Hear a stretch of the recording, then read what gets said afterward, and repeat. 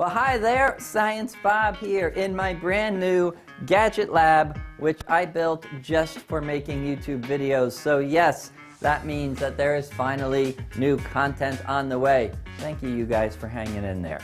All right, in fact, we have a video coming up that's going to explain exactly how my liquid nitrogen Heroes engine works. And a lot of you asked exactly how fast does that crazy thing go. We're going to put a tachometer on it and find out exactly how fast that thing spins.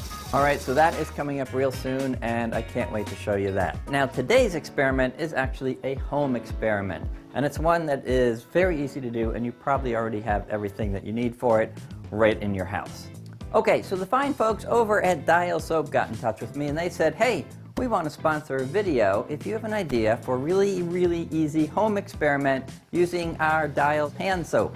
And I said, absolutely. I mean, I've got all sorts of experiments that use soap. In fact, I've got a Guinness World Record for an experiment in which soap was one of the most critical ingredients. So yeah, we can do that. All right, now before we jump into my experiment, I just want to share with you another experiment that kind of went viral on the internet using the same premise as the experiment I'm going to show you later.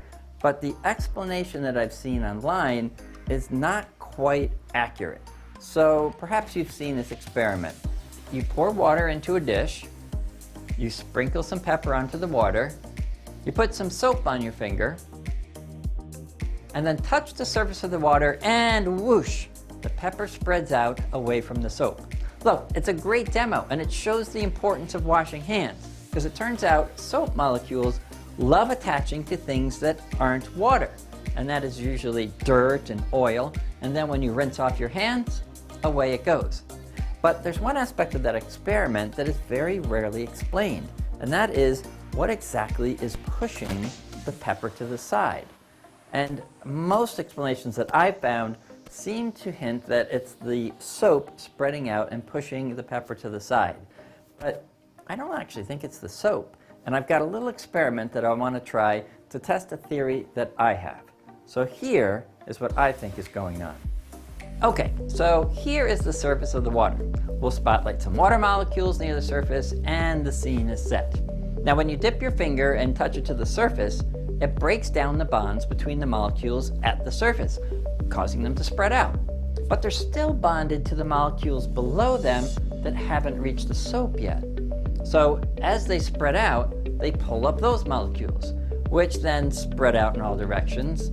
And as they pull up more molecules, they basically create like a water pump until the molecules have spread out as far as they can. Now, if that's true, it's not the soap pushing the pepper, but rather the lone isolated water molecules.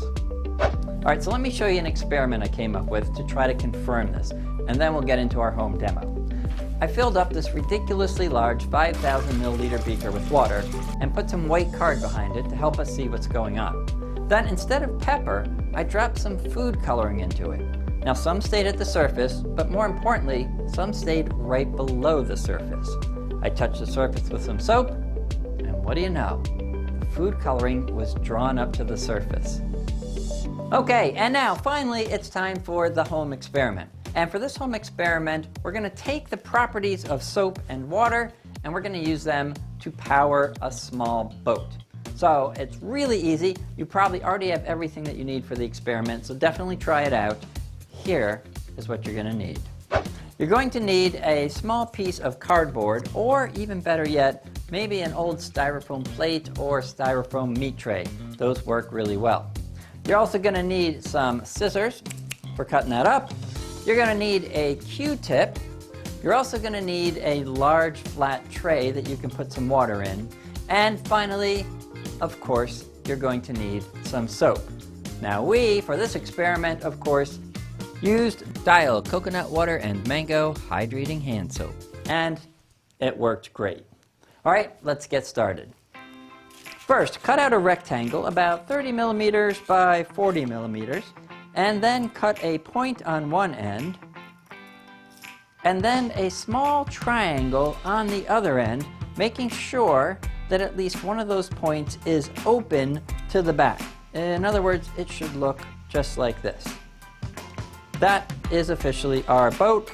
Decorate as you will.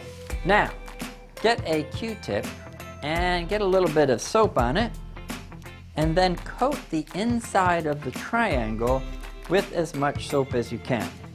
That is going to power your boat. Now, fill up the tray with water, making sure that the tray is very, very clean and has no soap in it before you fill it up. And that's it. Now you're ready to power your boat. All you got to do is put it in the water.